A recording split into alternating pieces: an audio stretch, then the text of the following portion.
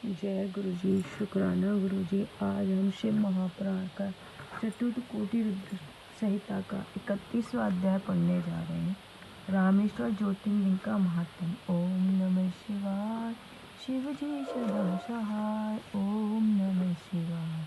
गुरु जी सदा सहाय। ओम नमः शिवाय। शिव जी सदा सहाय। ओम नमः शिवाय। गुरु जी सदा सहाय। जय गुरु जी। शुक्राना गुरु जी। अनंतम अनंतम शुक्राना गुरु जी महाराज। सूत जी बोले, अब इसके आगे रामेश्वर नामक ज्योतिर्लिंग को कहता हूँ जिसके त्रेता में भगवान रामचंद्र ने स्थापित किया है। जब रावण उनकी स्त्री जानकी को हर के ले गया तो उन्हें खोजते हुए किष्किंधा पहुंचे, सुग्रीव से मिले और बलि का वध कर सीता की खोज कराने लगे।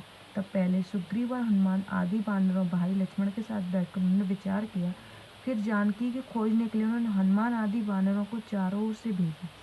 पश्चात कपिश्रेष्ठ हनुमान जी प्रथम में लंका में जानकी का पता लगा रामचंद्र जी के पास लौटे तो राम जी ने 18 पग वानरों के साथ ले दक्षिण में खारे समुद्र के किनारे पहुंचे। वहां जाकर शिव भक्त रामचंद्र समुद्र के तट पर बैठकर उसे पार करने की चिंता करने लगे। रावण के बल विक्रम की प्रशंसा करने लगे और जानकी कैसे प्राप्त होगी इसकी उन्होंने बड़ी चिंता की। तब भाई लक्ष्मण सहित रामचंद्र को इस प्रकार शोक मग्न हुआ देखकर अंगद आदि को ने यह बहुत समझाया और जानकी को मिलने का आश्वासन दिया। रामचंद्र को शांत हुए, किंतु इसी समय जो उन्हें प्यास लगी तो उन्होंने अपने भाई लक्ष्मण से जल मांगा।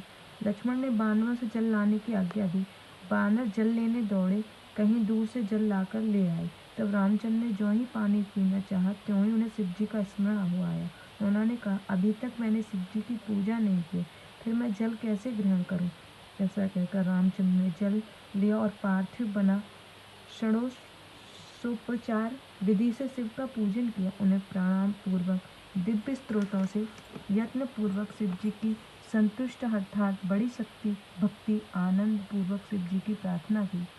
रामचंद्र जी बोले, हे स्वामी, हे शंभु, हे महादेव, हे भक्तवत्सल, मैं दीन मन वाला भक्त आपकी शरण में हूँ, मेरी रक्षा कीजिए। हे भवसागर को तारने वाले, इस समुद्र का जल बड़ा अगाध है और बलवान पराक्रमी रावण बड़ा प्रबल है।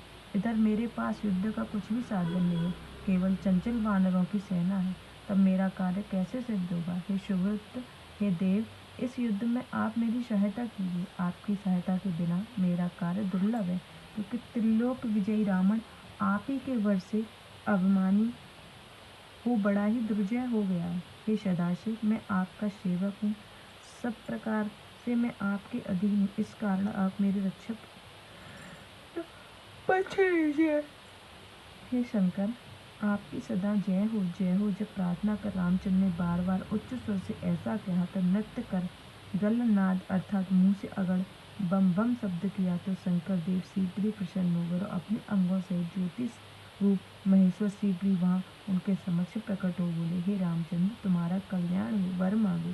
शिव जी का दर्शन कर वहाँ स्थित सभी लोग पवित्र हो गए। रामचंद्र ने बड़े प्रेम से उनका प्रकट शिव जी के सप्रेम पूजा की। फिर कहा, हे स्वामी, यदि आप मुझ पर प्रसन्न हैं तो संसार के पवित्र करने और दूसरों का उपकार करने के लिए आप यहाँ निवास कीजिए। शिव जी ने एवमस्तु कह रामेश्वर नाम से वहाँ अपनी स्तुति की और लिंग रूप होकर रामेश्वर नाम से पृथ्वी पर भी प्रसिद्ध हुए। फिर तो रामचंद्र जी ने शिव जी के प्रताप और बल से समुद्र पार कर शीघ्र ही रावण राक्षसों से माँ सीता को प्राप्त किया। इस प्रकार पृथ्वी पर रामेश्वर की बड़ी महिमा है।